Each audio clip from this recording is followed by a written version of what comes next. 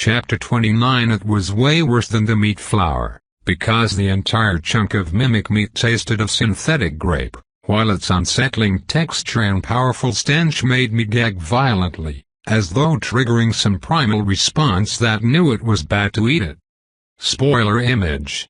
I was immediately reminded of the one time I tried a weird Swedish delicacy that it smelled like a garbage bin left out in the summer for 3 weeks without supervision.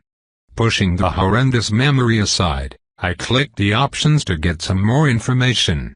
Spoiler image. Image. What the hell? Panda muttered in disbelief. They're all actually not terrible? I nodded.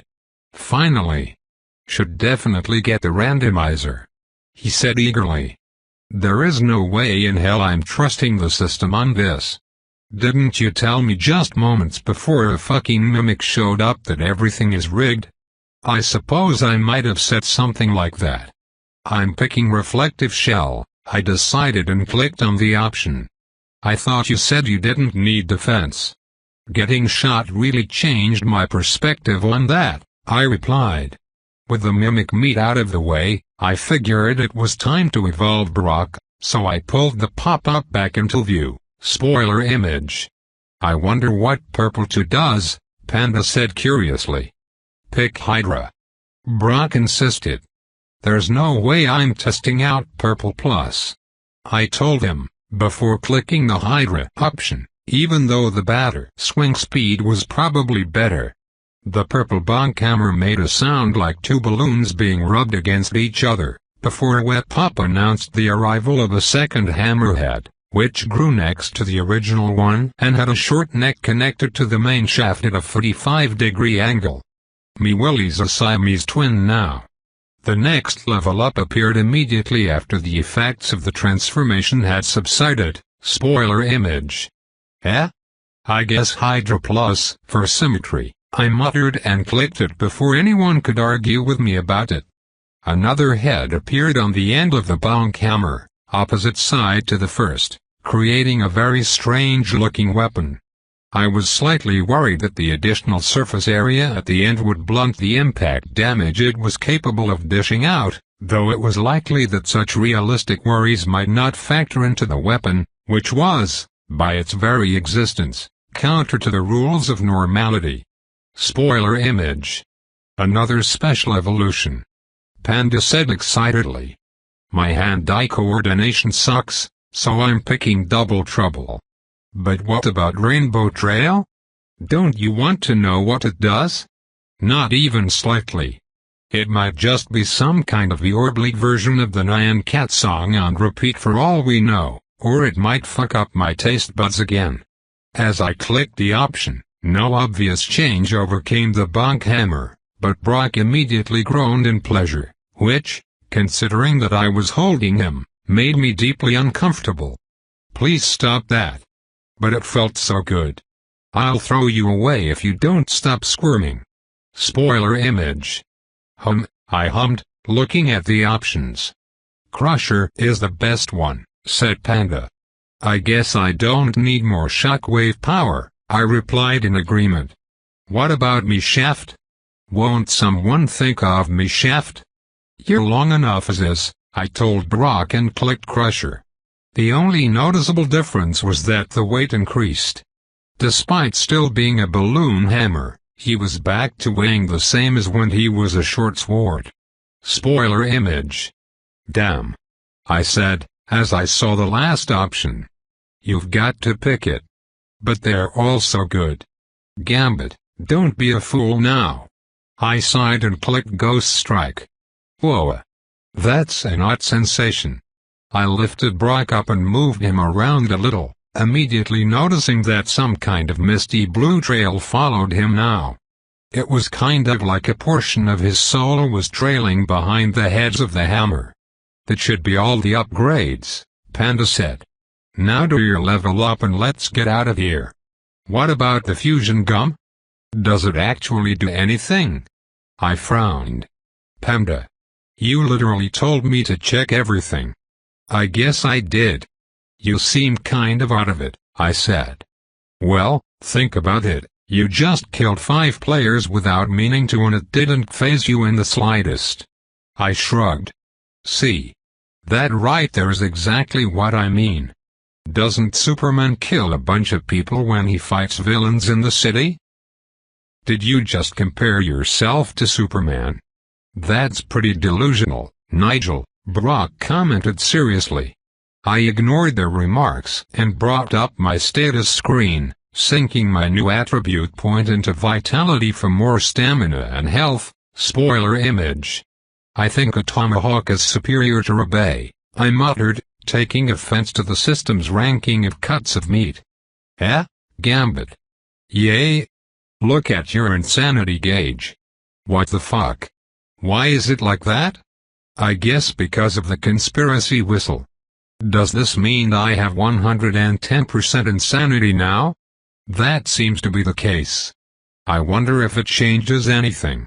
The panda shrugged. I don't think it's meant to happen. I shook my head. It was just another thing that was broken. I picked up the fusion gum and inspected it. Spoiler image. Panda read the tooltip and then fell silent. Sorry, Gambit, he said. I'm glad you ignored my advice to overlook the gum. I smiled and patted him on the head. Don't worry about it. I was just following your past advice. You know, I just realized, using dungeon and break without this gum wouldn't have done what we thought it would, because they're separate abilities. That warning at the bottom sounds like they really don't want me to use it. So? What are you waiting for? Flashing him a grin, I unwrapped the wax paper and threw the flat piece of gum into my mouth. As I bit down, an explosion of synthetic grape filled my mouth, before a menu appeared. Activating skill fusion. Choose 2 abilities or passives to combine. Combine dungeon with break, I responded. Combining skills. One moment. New fusion skill created. Congratulations! You have unlocked the new ability, Dungeon Break. No sooner had the message appeared than a new and ominously familiar announcement followed. Warning! A great game adjudicator has been summoned. Cease hostilities or be vaporized. Vacate the landing zone immediately. Uh-oh. Chapter 30. I looked at the tooltip for the new ability I'd created, while the ground nearby lit up with the 3 overlapping pink triangles. Clearly someone had thought it was necessary to have arbitration for this new skill, or at least that was my guess. As I read it over, I understood why. Spoiler image. This is bad, Gambit. We need to get out of here. Do you really think we could run from an adjudicator? I asked him. Bonk him with me, yelled Brock eagerly. Then it was like my ears popped from a sudden pressure spike and the shape manifested in the light. I was standing up and only a few feet behind me lay the hole down to the floors below, but I still took a step back inadvertently. The adjudicator appeared before me and I realized it was the same that I'd seen just before entering the event. Time slowed to a crawl, but it was only obvious because the dust and debris falling from above was frozen in the air, since both the adjudicator and I could move at normal speed. We meet again, player. Hello, I replied. Blood was dripping from my nostrils and it felt like bugs were nesting in my ear canals, but it was kind of nice in a way. Please put on some clothes. Ah, my bad, I said and equipped my torn and frayed suit. I have been summoned here to investigate a report of malicious player behavior that has the potential to ruin the integrity of the great game. We're just following the path laid out to us, Panda argued. The eyes on the upside-down pyramidal swiveled around to look at the plushie who was back on my shoulder. The fact that the adjudicator could see him was a bit of a surprise, but it would have been more concerning if he couldn't. There is nothing in my reports about you guiding this player. Peculiar, but I will allow it for now. To the matter at hand, The matriarch of the Reap believes this player will bring ruin to the system because of this new ability. Do you have a counter-argument? If I wasn't meant to have it, then why give me all the parts to make it? The adjudicator's eyes swiveled back to me and I tried not to look at the floating ball with an eye inside a mouth that hovered above its main body. What do you plan to do with this ability? Do you wish to eject all players from this event? No. I want to teleport to wherever the announcer is hiding and kill her. All the eyes on the adjudicator's body blinked simultaneously. Amusing. The announcer is level 60? She will crush you. But I will allow it. You may keep your new ability for now. Eh? Thank you.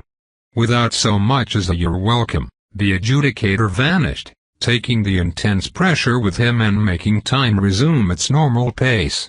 Droplets of blood fell from my chin and down onto the ground. Let me see if I get this right. Panda began.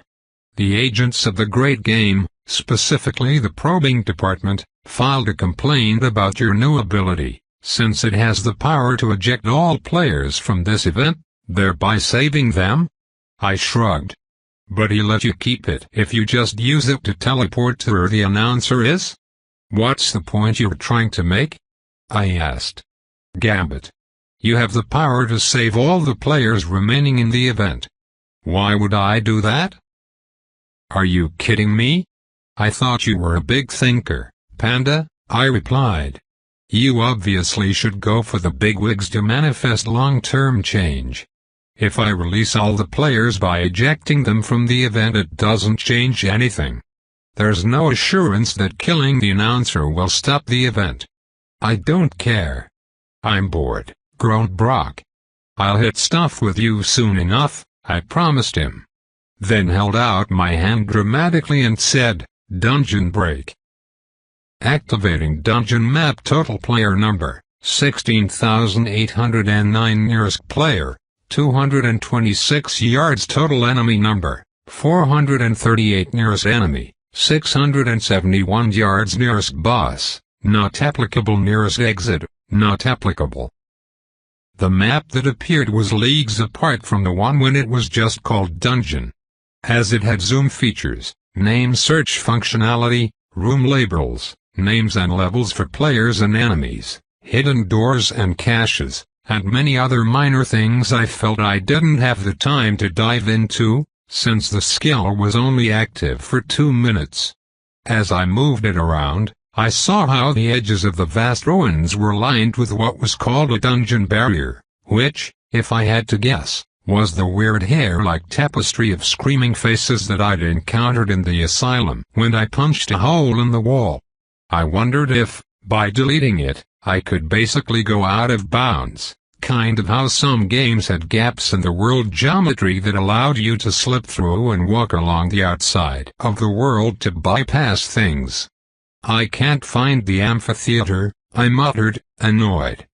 Try zooming out, Panda suggested. I clicked the to zoom out until the entire ruins was quite small. It's right there, the plushie said, pointing to the far edge of the map screen. I had to squint to see it, but, sure enough, the theater lay hundreds of miles away from the ruins in the massive underground cavern we were in. I used my finger to pan over to it, then clicked the plus button to zoom back in. In the center was the amphitheater, and next to it was something called the production control room, as well as a green room and commentary booth.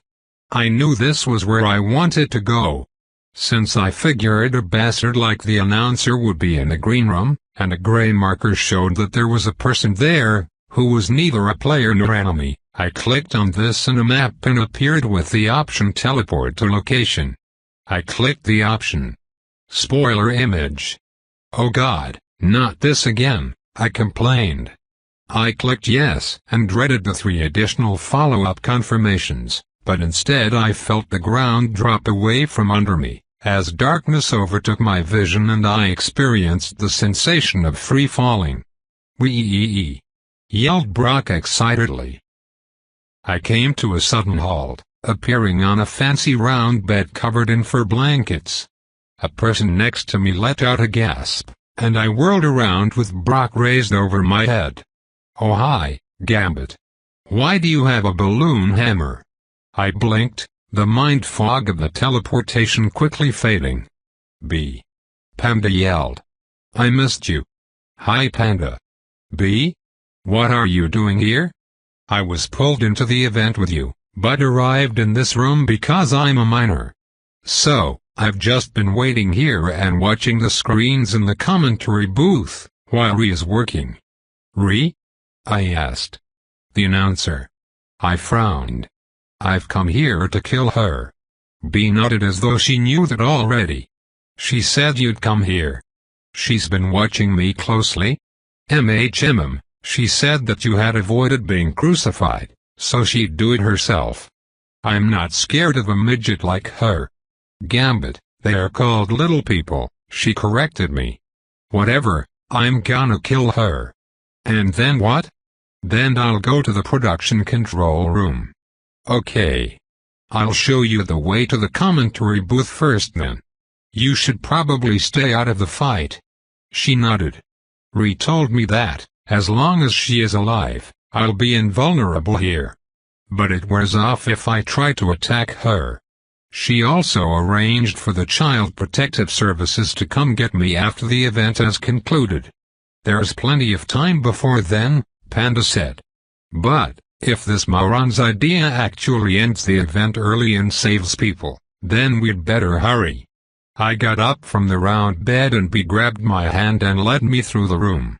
It was like a makeup trailer mixed with a personal apartment, as it had a simple kitchen, the bed, a bathroom, but also a massive mirror and a counter full of powders and weird bugs writhing in jars. As we left the green room, we came out onto a cardboard-like scaffolding that was raised above the ground below, where the back of the amphitheater lay, with the stage at the other end. The scaffolding shifted ominously as we walked across it to a bulbous building that looked like a wasp hive. "I'll wait out here," B told me. "Good luck." I gritted my teeth and walked up to the door of the commentary booth. Chapter 31. The entrance to the commentary booth was a strange round door that I just pushed aside. The walls were like stacks of brown paper and were quite thick. Given that the exterior looked like a giant wasp hive, I was surprised to find that the interior was normal. As I crossed the threshold of the doorway and walked through a short tunnel, I was met with a room full of screens in all forms, CRT, plasma, LED, etc. It basically looked like someone had dragged every monitor and TV from 3 different electronics stores and stacked them randomly in the room. The screens were mounted with some kind of strange and stringy residue which seemed quite sticky, and they were even fastened upside down to the ceiling with it. The way they were all kind of glued together created a weird amalgamated monstrosity of electronics.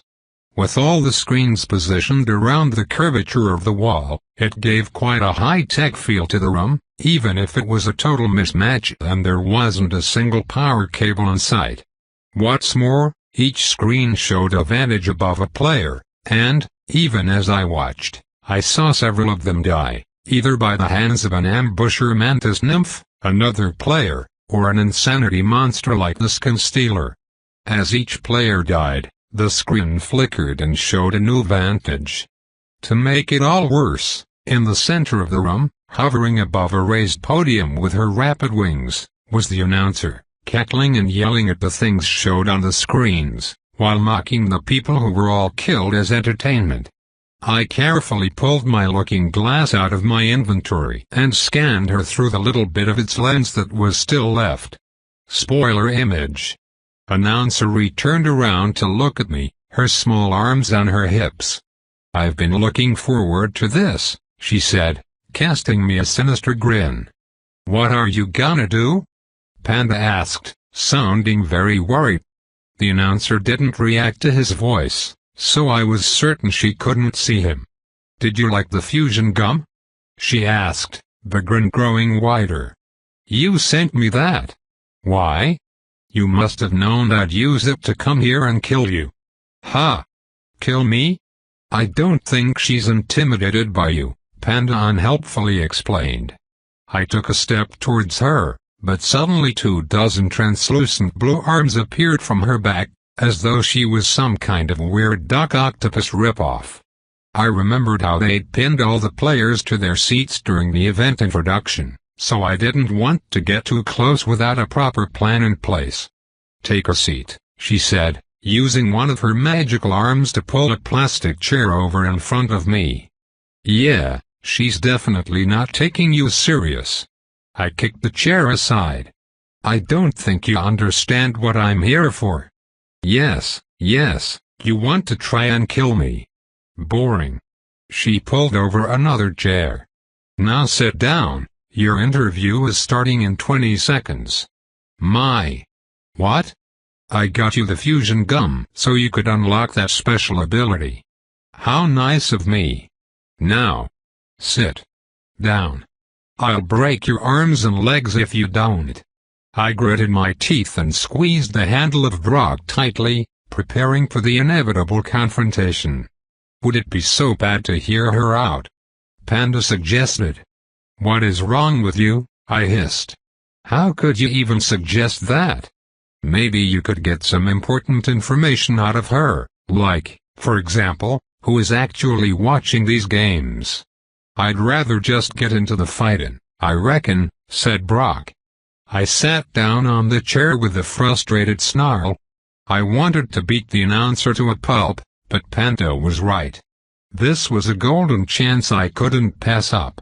It was the first time I'd met someone high-ranked who was part of the great games agencies who actually wanted to talk.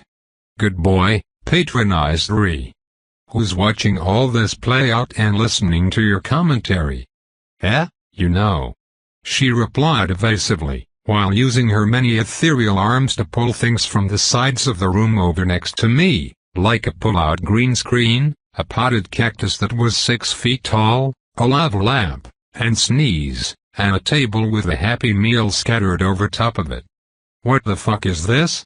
I asked, looking at the random junk as she deftly used her arms to set up the green screen behind me. Cultural junk, to identify your part of the world more easily. This has nothing to do with Castleberg. Panda was already munching on the Happy Meal, though Ree didn't seem to notice. The fries are cold and soggy, he said in disappointment. It's not important. Anyway, lights overhead suddenly came on, blinding me briefly, while applause filled the room and the announcer hovered closer. A floating ball covered in ice also suddenly appeared from out of nowhere. Welcome back to Ree's Confessions from a Player. Today we're joined by one of the standout players of the country known as Massachusetts. That's right, it's Gambit, or as you know him, the insane murder machine. Applause came from the empty room around us again, as though being emitted from the walls. Massachusetts is a state, not a country, I corrected her. Also, I'm not a murder machine. Isn't he just charming? Also the stats would disagree with you there. Thanks to your actions, 82 players have already died. That's quite a lot of blood on your hands, huh? Fake laughter came from around me. The revelation that I'd caused that many deaths actually didn't really affect me, but, then again, it wasn't really my fault if they didn't die directly by my hand. Who the fuck is watching this shit? The Great Game, and its many independent shows like this, are of course viewed by all the demons and demons of the 9 realms of vice, as well as the spawn of the Great Ones, and their masters. Now, we're all dying to know, how did you manage to survive not one, but 2 separate colored paths? The survival rate is currently 8% on the world of dirt, an all-time low for the Great Game. Demons are watching this? I guess I shouldn't be surprised. It actually makes an uncomfortable amount of sense when you think about it, Panda remarked. Please answer the question. I don't know, I lied. I guess I just used my intuition. That's quite some intuition. I guess they don't call you a cheater for nothing. Next question, do you have a history of flashing people? So far you have flashed 17 different players and an untold number of great game agents. What? No. It's not my fault that I'm encouraged by my abilities to behave in stupid ways. Laughter, whooping, and whistling filled the room in response. Of course you have a choice. You chose those abilities after all. Now, we're all dying to know, please tell us about your time before the great game started on your world. I understand that you were quite famous in your country of Massachusetts for your insane public meltdown. Yeah. I'm not doing this, I said and got up from the chair. I locked eyes with Announcer Ree, who scowled at me for not playing along with her crazy talk show bullshit. Keep watching. It seems that Gambit has chosen suicide by Announcer, a fan favorite on this show. I surged forward with my bong hammer raised above my head, then yelled, "Punch that harder!" Interrupt, said Ree, and my ability not only failed to activate, but I also got hit with a pop-up notification. Warning! You have been interrupted and your ability is now on cooldown. Time remaining, 119,121,879 US. My swing whiffed as the fairy fly pulled back a few inches, then I was lifted off the ground by 3 of her ghostly blue arms and slammed against the ceiling. All the air left my lungs, and I let out a loud groan as my broken ribs were forcefully shoved into my organs from behind. "This is bad," Panda remarked as he held onto my shoulder. "She can use glitched abilities too, I think." A fourth hand flew at my head, while the other 3 kept me pinned against the paper-like ceiling. I was unable to avoid it, but when it hit my forehead, I didn't feel any pain as it was immediately reflected with triple its speed. It flew back the way it had come and smashed into the announcer, the surprise making her let go with the 3 arms holding me aloft. Though she didn't seem to really take any damage from it. I rapidly fell back down to the floor, my trajectory sending me on a collision course with a 6-foot-tall cactus, before I uttered the command that, despite its ridiculous nature, was one of my most often used. Chapter 32 Skill Trigger. Birthday_suit is now in full effect. I_can_fly is now available. I_can_fly. And here it is, folks. The Insane Murder Machine's famous pervert glide. She knows all your abilities. Panda warned me. I doubt she knows about Brock's new upgrades, I said below my breath. Fake her up. As I glided down to the floor, avoiding the tall cactus, Ree sent her spectral hands after me. I immediately disengaged my wings, before she could hit me, and dropped onto their noodle arms, which quickly bent to track me. I sprinted forward with a boost of my birthday_suit and swung my bonk hammer at her from the right, the ethereal trail of Ghost Strike following in its wake. Instinctively, she brought out her idle arms to protect herself. The blue spirit-like limbs became physical as a shield. Bonk. My 3-headed balloon hammer rebounded off the impossibly sturdy barrier, but I couldn't help but grin as the Ghost Strike followed close behind the initial hit and went straight through the shield, smashing into the side of Announcer Ree's frustrating face. The expression of shocked surprise that appeared for a nanosecond before she was sent flying away was priceless. Bonk? It was a shame that my punch harder was still on cooldown, because otherwise I was fairly sure that I'd have killed her right then and there. Nevertheless, the fairy fly shot across the interior of the commentary booth, before her diminutive body crashed into part of the wall where monitors and screens were stacked closely together, their plastic frames stopping her abruptly. I didn't waste a second and lopped towards her like a hawk ready to finish off its immobilized prey. But just as I got within 10 feet, all her 24 arms punched out in a tangled united fist, striking me with such power that I was immediately shot out through the ceiling of the hive-like structure. Everything went black for a couple seconds. Wind rushed past my ears and my hair was ruffled aggressively, as I fell towards the middle of the amphitheater seating area. Gambit. Quick, you have to activate your pervert glide. Please don't adopt their stupid name for it, I groaned. I_can_fly. You know, I still don't get why you keep pronouncing the special characters, like underscore and dot and dash.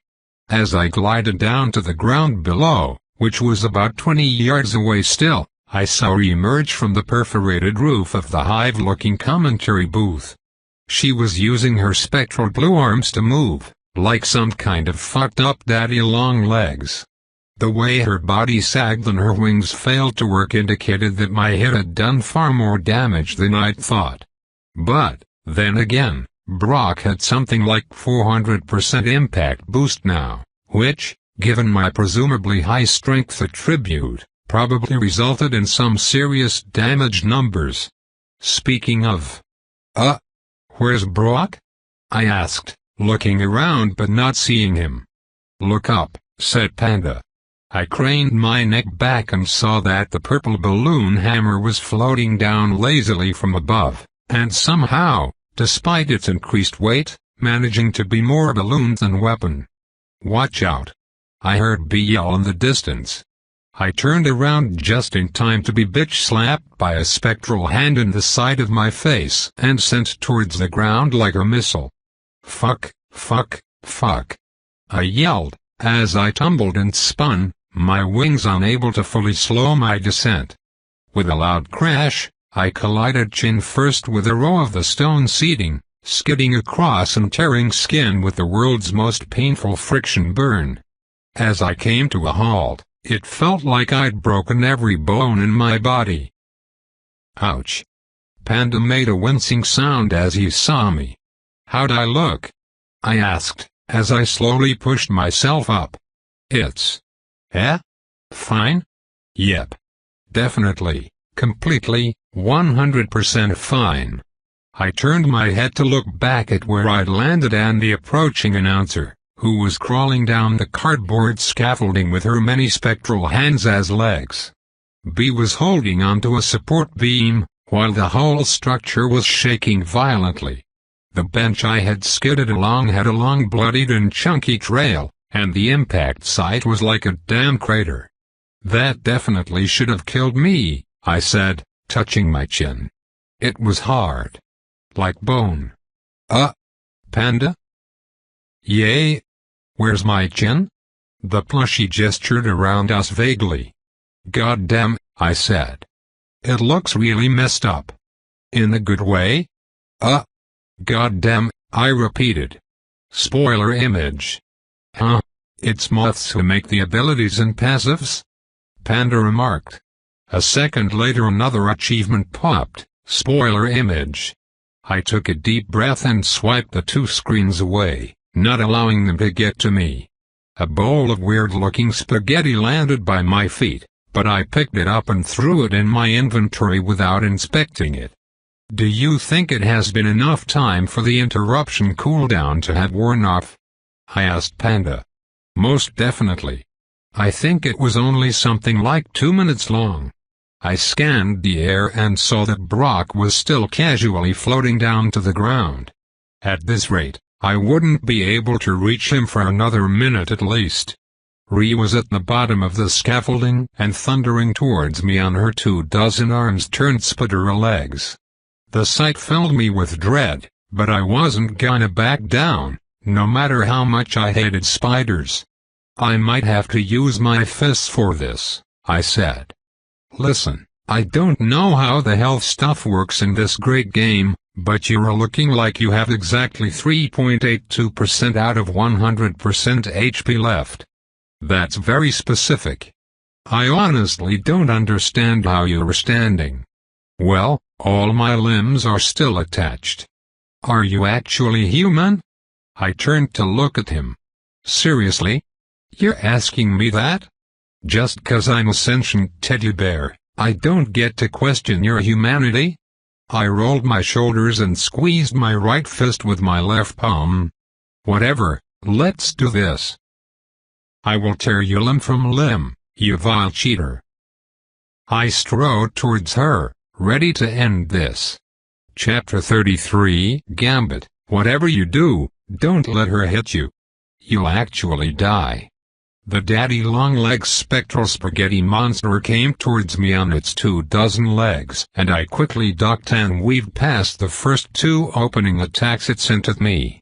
But there were so many of those damn legs that avoiding being hit a single time was definitely impossible.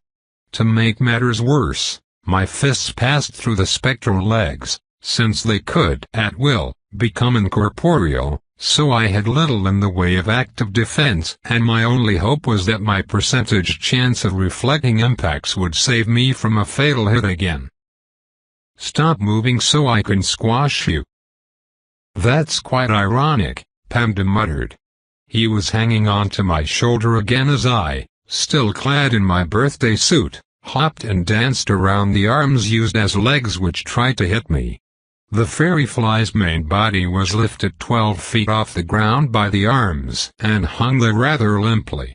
This close, I could see how the side I'd hit with Brock was completely destroyed. It seemed, despite the fact that Ree was level 60, her defensive stats were quite low, perhaps because she was the nimble and offensive sort. With a running leap, I hopped up towards where her body hovered directly above me and prepared to swing my fist against her. Then her half-paralyzed face moved and said, "Gravity *= -1. What does that mean?" I started to ask, before, suddenly, I was in freefall. Upwards. Oh, fuck. Panda squealed with joy, while I started flying at the cavern ceiling far above with terminal velocity. But I wasn't the only one affected by this, as Rhea and her tangled mess of spectral limbs also started flying upwards, as the effects of gravity were reversed. "Nigel! I'm here! Grab me!" Brock shouted as I flew past him. My fingers grazed his balloon handle, but I failed to get a grab on. Below, or, well, above, the ceiling was approaching fast, but then Rhea used another ability. Gravity = 0. Instead of continuing with my momentum, like what would have happened if gravity was removed, I instead just stopped in place, as though all my speed was cancelled. The announcer's body also stopped, but then she began using her magical limbs to swim towards me. "If she wasn't trying to kill you, it would be quite an amusing sight," Panda commented. "She looks like a spider that fell in the tub and is struggling to get out." I eyed where Brock was floating maybe 20 yards away and started doing breaststrokes to swim through the air towards him, while the spider imitator swam after me. How dumb must this look from below? Panda wondered, continuing to provide useless commentary. "Can you shut up or at least make sure she doesn't reach me? My greatness is wasted on you, Gamby. I told you to stop calling me that," I said in between strokes. "Just a little closer," Brock called. "Grab me, you beautiful bastard." I reached out, the tips of my fingers touching Brock's handle. "Uh-oh," said Panda. "What?" I asked. Then I was yanked back towards the spider by something grabbing my right foot and pulling hard. "No!" Brock screamed dramatically as the distance between us grew again. "Got you." I flew towards Announcer Rhea and her many spectral arms, but seized on the opportunity to pull my arm back, readying for a punch directly to her center mass as she came closer. "Punch harder!" I yelled. Just as my ability triggered, her voice followed with the phrase, "Interrupt. Warning. You have been interrupted and your ability is now on cooldown. Time remaining, 119,662,003 ms.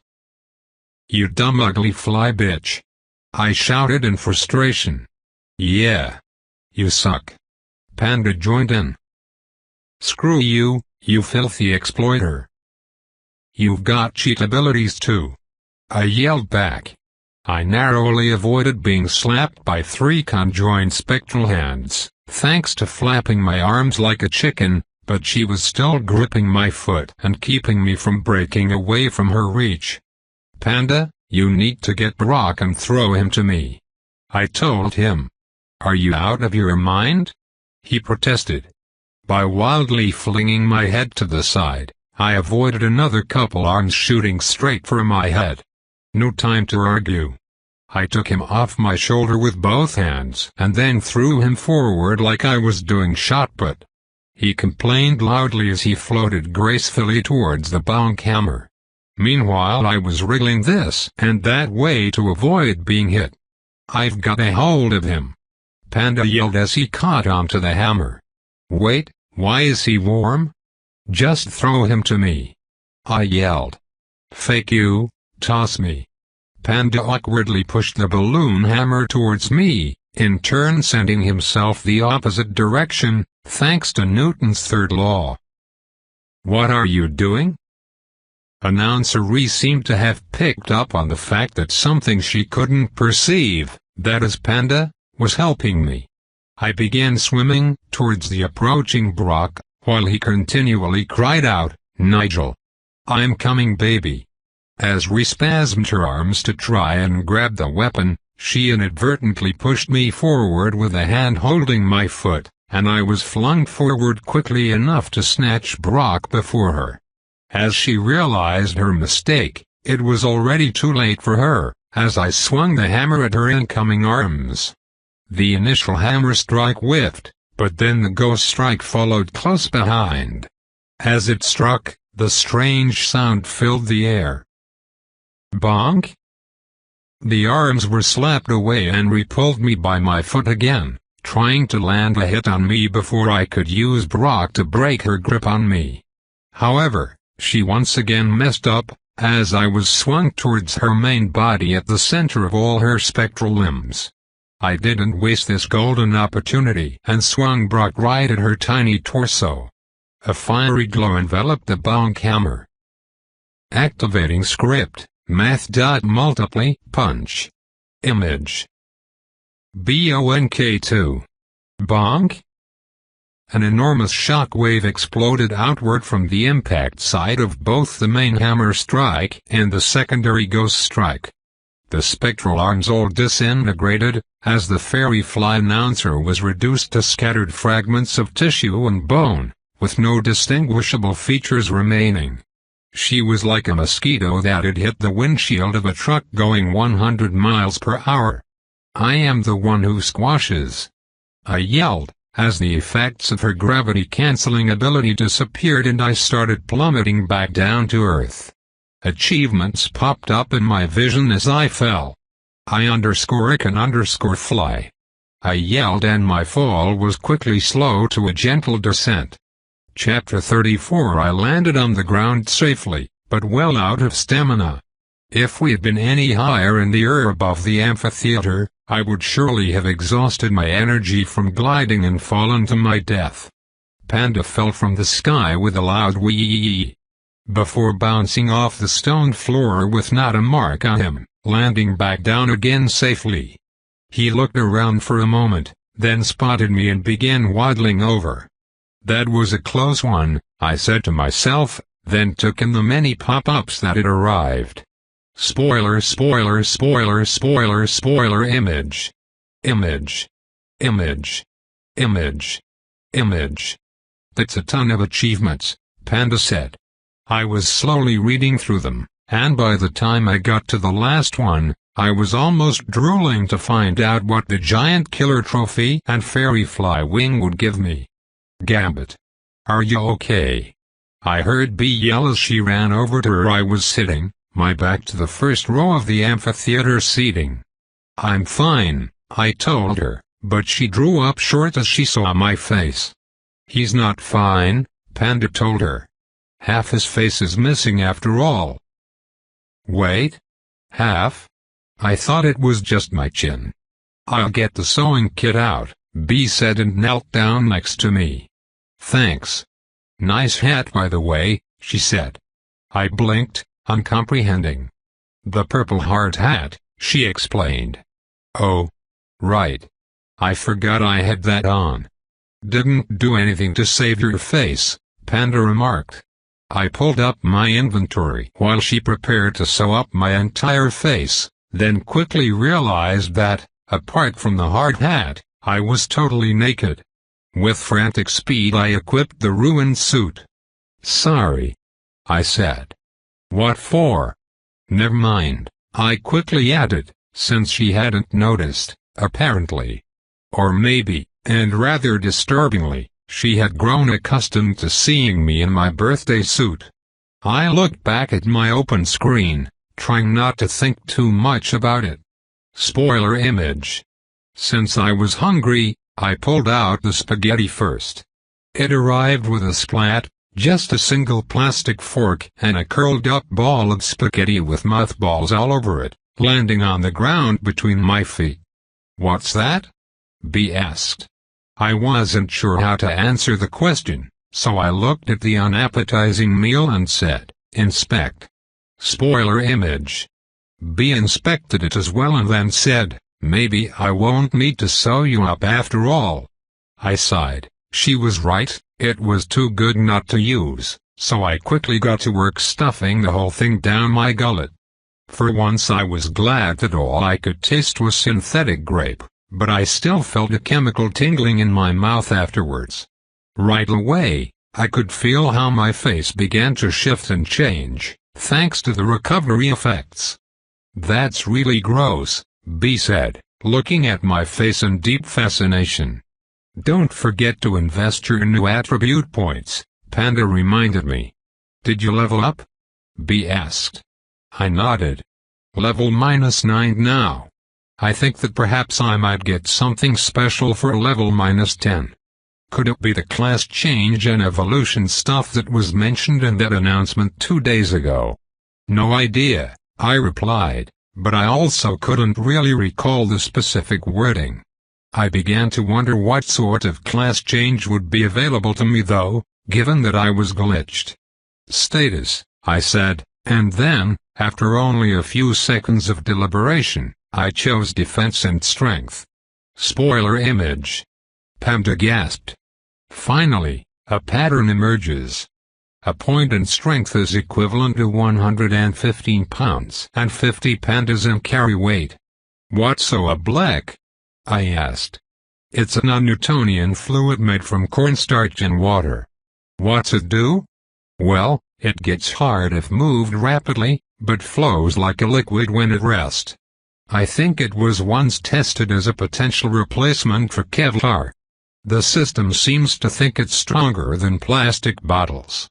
B didn't respond and instead was staring at my chest, where the hole from the ambusher made my skin visible beneath the suit. I was about to explain what had caused it, when she asked, "Why do you have a name tag that says Gambit the Moron?" Chapter 35. What now? B asked.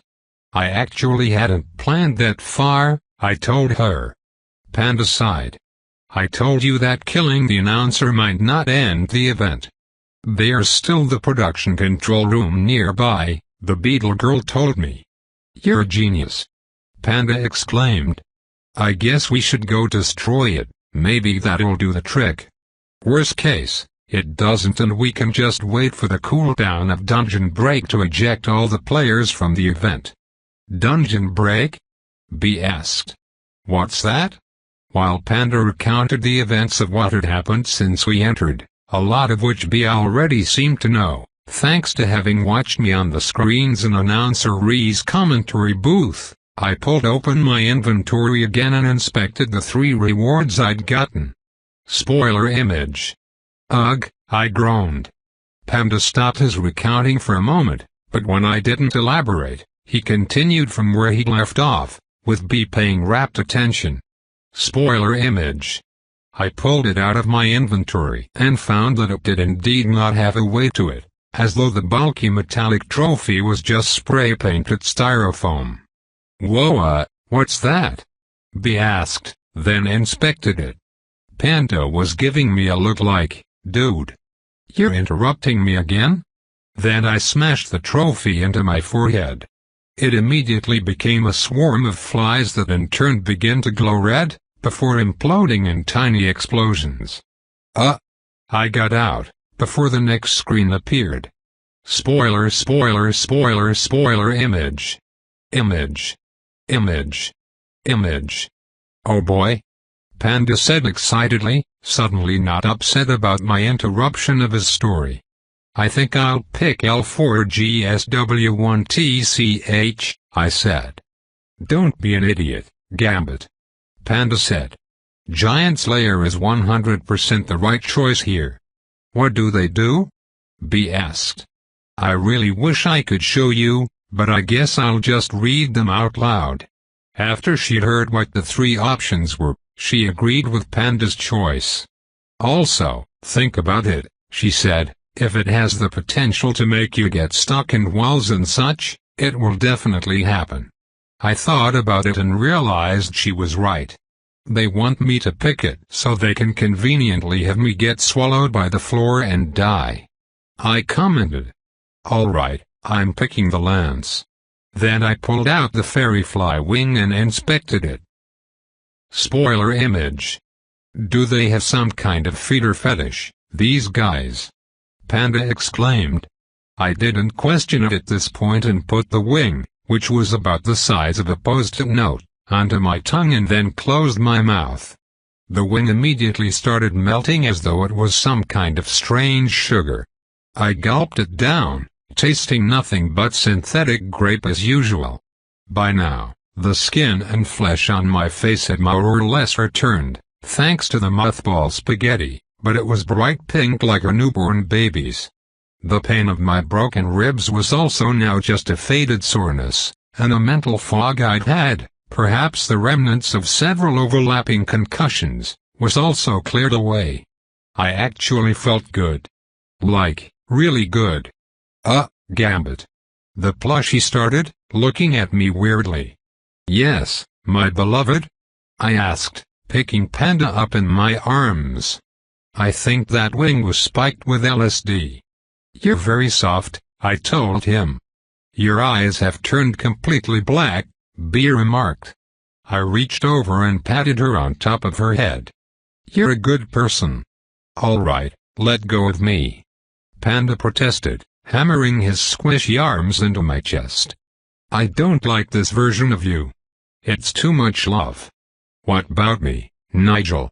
Hug me too. Brock yelled from where he lay next to me.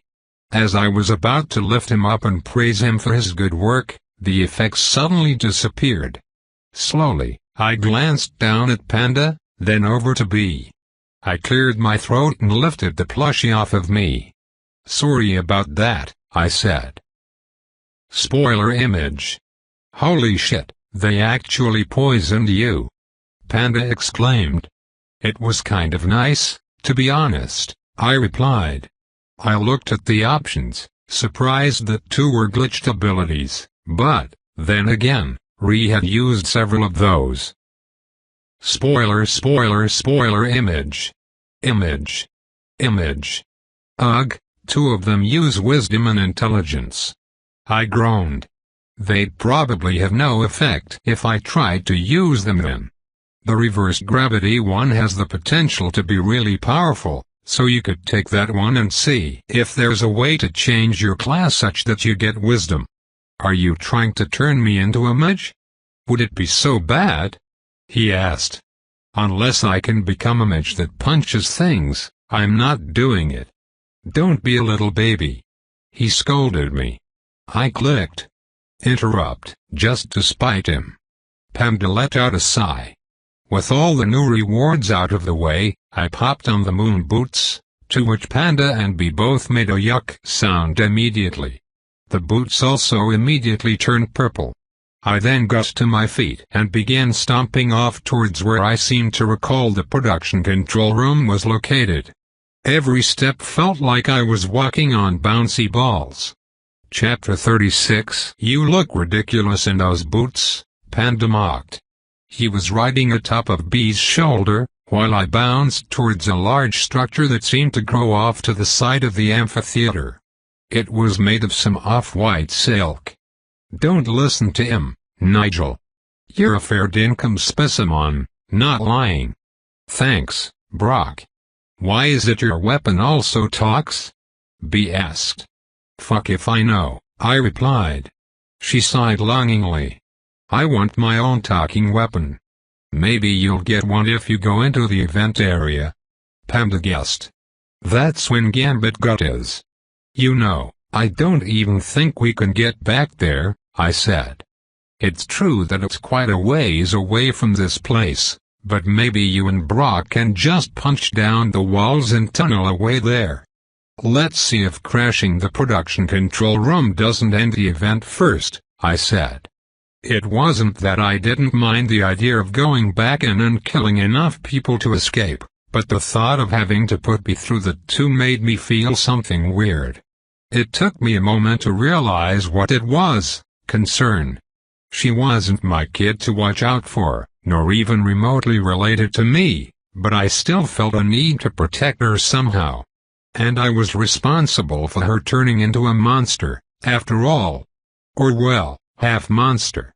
Didn't they say the broadcast department is staffed by spiders? I asked, as we came up to the front of the strange structure. It was, as mentioned, made of off-white silk, which, upon closer inspection, was definitely spider web. The main part of the structure was an enormous cocoon that grew around and under the seating area for the amphitheater, which was, I now realized, actually slightly lifted off the cavern floor below. It wasn't noticeable unless you stood near its edge. The structure had a small tunnel connecting the side of the open theater to a series of round buildings stacked together, before they culminated in the large cocoon. I put my right foot on the threshold of the tunnel, touching its sole against the silky floor. To my surprise, it wasn't sticky at all. What kind of spiders do you think they are? B wondered. And more to the point, do you think there are any inside? Panda asked. Hold up, you're afraid of spiders? I asked him. Don't act like you are unfazed by them. He replied defensively. It would be strange if it was empty, B commented. I let out a deep breath and rolled my shoulders. Guess it's a good opportunity to get some kills for my next level. Me too. B said excitedly. How close are you? I asked. I'm not sure, can't I see it somewhere? You say level progress to make it show up, I told her, the command triggering it for me as well. You are currently level -9. Unspent attribute points, 0. Points already invested, 9. Kills required for level -10. 3/25. Image. I need 12 more kills for level 4, she said. I'm 22 away from level -10, I replied. Would be exciting if 10 actually gives you the ability to evolve, she said. Let's hope so. I squeezed the handle on Brock, then said, let's go. B followed behind me as I went down the strange web tunnel, which she unhelpfully explained was similar to the entrance of a funnel web spider's nest. It wasn't a very reassuring thought to imagine that a huge monster was waiting at the end for us, having felt our approach through tripwire strands. The tunnel coiled around on itself before leading under the platform upon which the amphitheater stood and ending in a small spherical room. Similar to Ree's commentary booth, screens and monitors hung from the walls and ceiling. However, there was also a crescent-shaped desk, almost like a receptionist, behind which sat a strange creature. Eh? Hi. Can't I help you? Asked the creature, her voice full of clicking sounds, while one of its forearms rapidly clicked a red button next to the laptop they were sitting behind. I was fairly sure it was a woman, though the 8 reflective black eyes at the top of her bald head made it a bit hard to tell. From her long torso sprouted 4 normal arms, and as I raised up onto my toes, I saw that her lower body was supported on 4 legs, with a large abdomen sprouting where her butt should have been, similar to the ants from the CPS. Instead of clothes, her body was covered in a thick carpet of brownish-gray fur. Quick as a Wild Western cowboy protagonist, I pulled out my looking glass and scanned her. Level 5. TTTK Receptionist X. Asterisk chittering noises asterisk. Job, receptionist. Affiliation, broadcast department. This is a receptionist working for the broadcast department.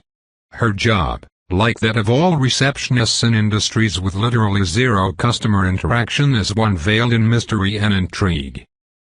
The broadcast department is primarily staffed by spiders like her, but they often hire other species to deal with any shows they're hosting, since they are, by nature, reclusive and uncharismatic. This should also make you wonder why she is working as a receptionist. Our guess is nepotism. She is at the very bottom of the totem pole in terms of power and influence within her agency.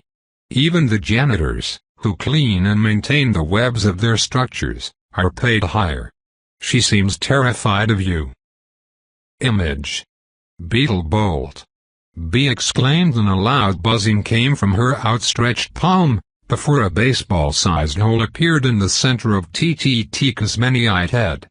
Ah, what the fuck, B? Panda yelled in outrage, still riding on her shoulder. She was calling reinforcements. She yelled. Rule 1 of taking down a corporation is that you spare the service clerks, janitors, and receptionists. I got an achievement for that, she commented, ignoring him. It's called not the receptionist. Apparently, her rich and influential father has put a bounty on my head now. God damn it. Panda complained. How is it that both of you are such total reckless morons? Fuck it. I said, feeling tremors in the silken floor as more creatures like her seemed to head for our location. We're not leaving anyone alive. I ran forward, hefting Brock in my right hand, while B covered me with her arm raised palm out, as though her limb was a rifle. Which, in a way, I guess it was. As we moved from the reception and into the next room, I spotted something on one of the many screens that filled the interior. It was a woman with her dirty blonde hair in a perm, who was wielding an honest-to-God bazooka, and who, according to a little name tag, was called Samantha. She seemed really mad, while she chased down a group of 2 players, letting off massive explosive shots every few seconds. Then 3 spiders broke into the room from a hole in the ceiling, as opposed to the opening at the other end from where we'd entered. All 3 were covered in SWAT attire over their furry bodies, which looked preposterous. Immediately, one dropped to the floor with a hole through its head, B's buzzing beetle bolt blowing through the protective glass of his helmet and destroying his skull. I lopped forward, my moon boots making it feel like I was in a bouncy castle, before smacking Brock into the side of one of the 2 closely stacked spiders. Bonk. The force of the impact smashed them into one another, before sending them across the room where they splattered against the flexible wall and crushed some monitors with their bodies. Wee-you? That was sick as, yelled Brock excitedly. Whoa. B said. That was amazing. You're not so bad yourself, I replied. Nice shooting. More incoming from above. Panda yelled. Moments later 2 more SWAT spiders came down through the hole, then 2 more, and 2 more, and so forth, until 12 were upon us within mere seconds. Several of them skittered across the ceiling, upside down, while the rest dropped straight down to the floor. It struck me as odd that none of them had weapons, but then I noticed that their fingers were dotted with sharp nails and guessed that they might possess some kind of venom. Don't let them touch you, I told B, as we backed up to the reception, trying to bottleneck the security team. The Beetle Girl continued to land shot after shot to the heads of the spiders, while I smashed rock into any that came through the doorway. Every hit of the impactful balloon hammer sent ripples through the building, but due to the flexible nature of its silken web, each impact just made the walls, floor, and ceiling stretch, before it returned to its previous shape. Within just a minute, the room beyond the reception was littered with broken bodies. The security team had been confusingly weak. "Phew," I said, sitting down on the desk that the receptionist's body still lay behind. "I leveled up," B said, before following it up with, "Status. What did you invest your points in?" "I wish you could have a look," she said, and suddenly her status screen appeared in front of my eyes. Level 4. B. Beetle Girl X. This red bar is overflowing with the repressed anger of a young girl. Stats. Health, 6. Stamina, 9. Armor, 6. Carry weight, 60. Top speed, 13,5 km per hour. Mana, 18. Attributes. Strength, 3. Dexterity, 4. Intelligence, 9. Vitality, 3. Athleticism, 3. Perception, 3. Wisdom, 7. Defense, 3. Abilities. Passives. Beetle Breezy, Beetle Bolt, Beetle Barrier, Wayward Miner, Inanimate Voices, Insanity, Beetle Brawn. Image. "Is that all it takes to show someone your screens?" Panda exclaimed, seemingly offended by the banality of the verbal command. "Wait, this is actually legible," I muttered in confusion. I pulled up my own status and repeated the command. As she looked at my info, she made some strange noises. "It says your athleticism is that of a bat and that your stamina is okay, I guess. How weird." "You understand what those sticks say?" I exclaimed. She replied with a deep Yakuza-like voice.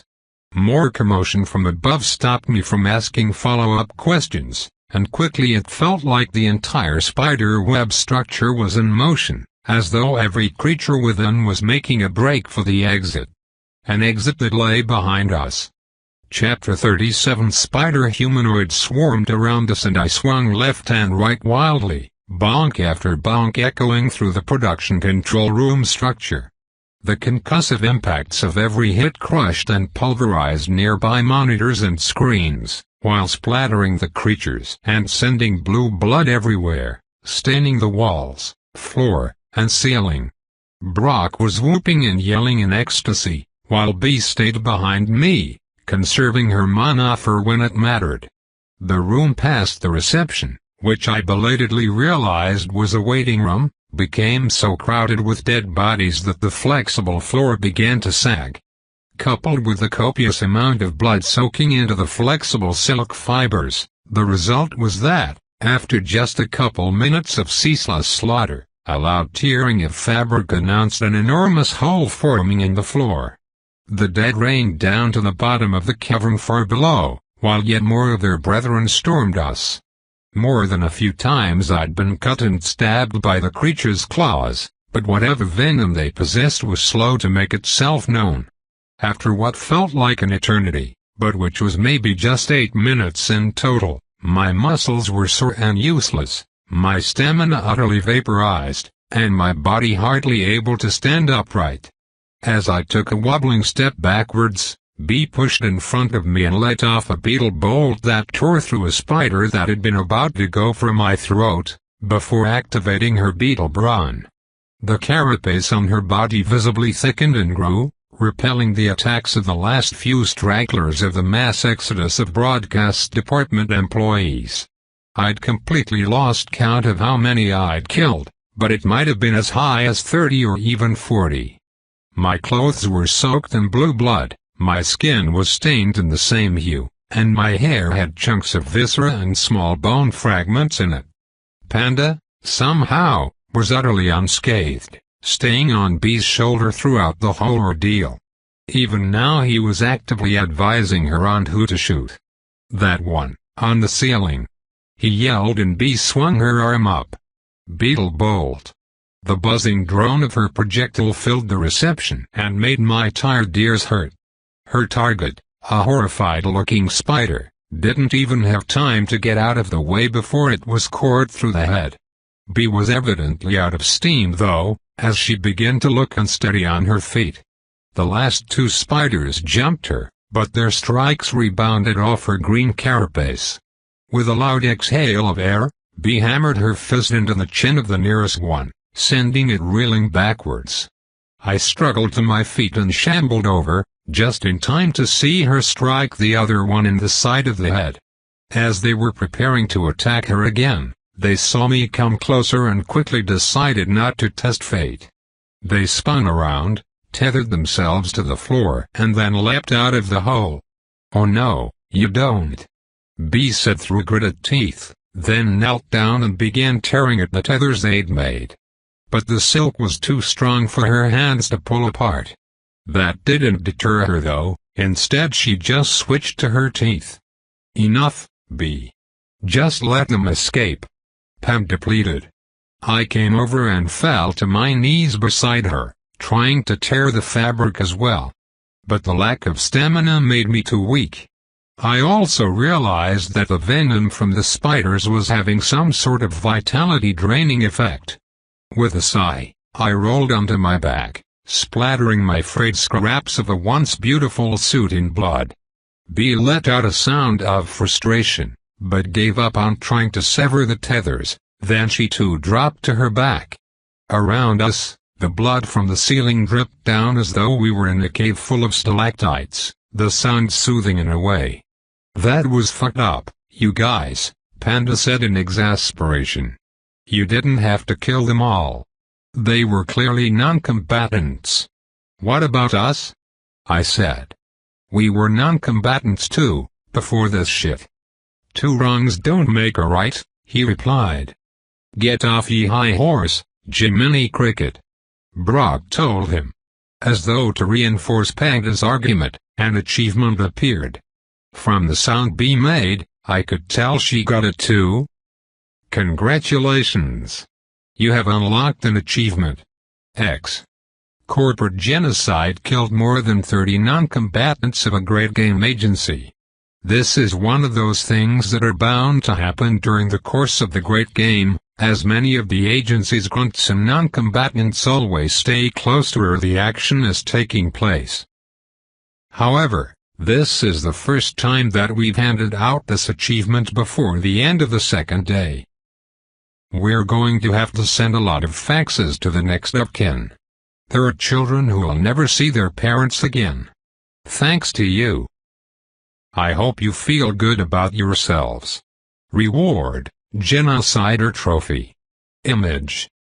God damn, they are really laying it on thick, I groaned. Well, you did kill a bunch of people just doing their job. Panda noted. Congratulations. You have leveled up. X. You have reached level -10. Plus 1 new attribute point available to invest. Game event required for level -11. 0/1. Image. Oh, I leveled up, I said, ignoring his scolding words. I didn't give two shits about some evil monsters profiting off humanity's slow extinction to their machinations.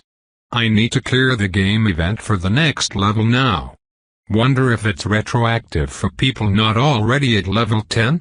I guess that'd make the most sense, B commented. I hit level 6 by the way. I got a new ability called Beetle Blast from the level 5 achievement. I clicked the pop-ups away and a photograph appeared above my face out of thin air. I grabbed it before it started floating down and said, Inspect. Genocider Trophy X. This is a family photo of one of the people you killed. Have a look at those smiling 8-eyed kids. They'll never smile like that again. In order to unlock the power trapped within, you must tear the photo apart, just like you tore their loved ones from them. Wait, 0.2 pandas. Image. I glossed over the message, ignoring the guilt tripping they were trying to pull, then tore the image in two.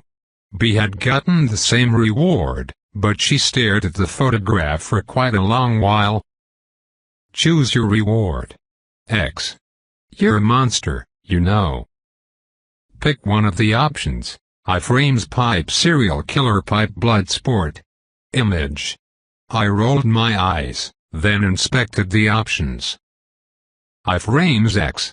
Passive. Dodge rolling allows you to phase through attacks if timed correctly. We're not sure how this works. Serial killer X. Passive. Killing a non-combatant or unarmed player will give you a 1 hour-long 25% boost to stamina and health recovery, as well as a sweet dose of serotonin. Why fight people who fight back, when you can kill the innocent? Embrace the lifestyle you were meant to lead, you sicko. Bloodsport X. Passive. Spilling the blood of an enemy or player will increase your movement speed and dexterity by 2 attribute points for 5 minutes. Since you like showering in the blood of your enemies like a barbarian, this is right up your alley. Image. Image. Image. Is it just me or have the tooltip messages gotten more aggressive? Panda asked. I immediately picked iframes, even though I wasn't sure I knew how to do a dodge roll. Why are you glowing? B asked, having scooted over to sit next to me. I hadn't even noticed she'd begun sewing up the small puncture wounds in my torso, since I'd been too focused on reading the options. I asked. Since I was still lying down, I lifted my right arm up to look at it. There was indeed a golden glow emanating from my skin, almost like a supernatural spray-on tan. Then a new kind of window appeared. Congratulations! You have reached a class milestone. X. Pick an option. You have reached the first class milestone by reaching level. You now have the choice between switching to a higher quality class or evolving your current one. An evolved class will follow the theme of your current class, while a class change will be something new. Warning: changing class will change your current class abilities. Change class. Evolved class Chapter 38. I thought about it for a while. If I pick change class, do you think it'll offer other glitched classes? Maybe. Panda said. But why risk it? Won't they come after him even more if he becomes more glitched? B asked. At this point, it's like putting whipped cream atop frosting, I replied. I don't know what that means, Panda said. He means that it doesn't matter, the beetle girl explained. Speaking of classes, why'd you get a normal class? Yeah, I've been meaning to ask that as well, I said. I don't think it's normal, she said. It's clearly tied to my monster transformation. But you don't have any broken skills? Panda argued. Maybe the system just thinks I'm an actual beetle now, like those reaped guys. That makes a lot of sense, I replied. Anyway, I'm picking evolution. I tapped the option, spoiler image. Definitely no to the wizard one, I said immediately. Corrupting things sounds kind of cool, B commented. QA is probably more your style, Panda joked. You like to slam your head against problems until something breaks. And thus, through the power of elimination, I pick exit code 3. No, wait. Panda started to say, but I'd clicked it already. Spoiler image. At least inspect the class features, before you do any. Yes. I shouted and clicked the screen. You goddamn buffoon. Panda scolded me. But I wasn't listening, as it felt like my entire body was instantly submerged in hot water. Then a shock flowed through me, as though I'd gripped a cattle fence. Another pulse followed, then another, and then the final one made my entire body spasm so forcefully that I nearly fell into the hole in the center of the floor. But B thankfully caught me.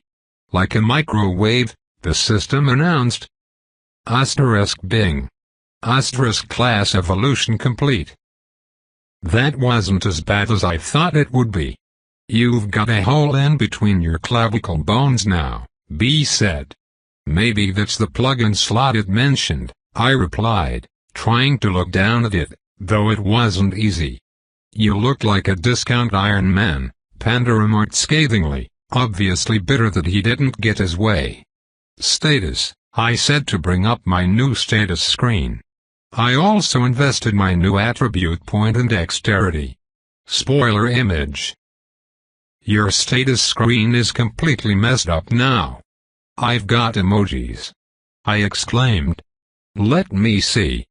B said, putting her arms on my shoulders and shaking me rigorously, as though I owed her money. I wished you could have a look, I said. Wow. That's so odd. I tapped the plugin slot under my new core options. Spoiler image. If I'm reading this correctly, it seems like you can collect these plugins to get special abilities. Maybe you can even swap them to suit certain situations. That'd be pretty cool actually. Spoiler image. Before I'd even had time to answer, the achievement had popped and a thick metal cylinder appeared in the air and landed in my hands. Yeah, don't use that, obviously, Panda said. Inspect, I said. Spoiler image. I kind of want to try it, I said. Are you that fucking stupid? B nodded, also having inspected the item. Nothing like the thrill of the unknown. Gambit, look at this girl, you've poisoned her mind with your ridiculousness. Do I really need to remind you that appraising you was what turned her insane? I asked. The plushie looked away shamefully. I spun the plug-in around in my hands. It was actually quite heavy. There was a strange yearning in the plug-in slot in the top of my chest, and I could feel my hands tingle with the desire to insert the clearly malicious cylinder. I guess I'll keep it in my inventory, I said, stowing it away. What? No, throw it away. You had no qualms about throwing away the pacifier and left-handed scissors, so why keep this clearly suicidal item? Because fuck you, that's why, Panda. I do what I want. Before he could climb up onto my shoulder, I picked up the balloon hammer and took a running jump across the hole in the floor of the production controls waiting room. Come back here, yelled Panda. As I rounded a corner in the tunnel, I came out into a larger room full of desks and monitors. Finally, we're alone, said Brock romantically. Tope continued,